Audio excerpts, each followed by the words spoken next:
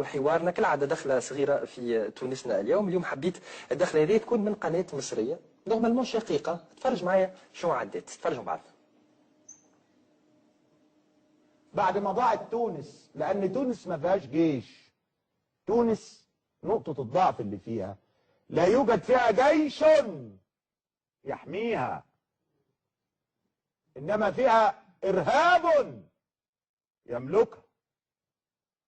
فلما نخلص ليبيا ندخل على تونس، نطرد الارهاب ونعيد تونس لاهلها وشعبها. بارك الله فيك، برا يرحم والديك، برا يعليك. هاك ريتك الدعوات اللي تدعيهم اليوم وانا صغير الكل باش ندعيهم، برا يعليك على من يعاديك. اسمه توفيق، برا لا يوفقك. اول حاجه في قناه فراعين برشا يطلع لك فرعون هكا عبيثه حاجه تهزك من البلاد هذه. تونس ضاعت، تونس ما تضيعش يا سيد.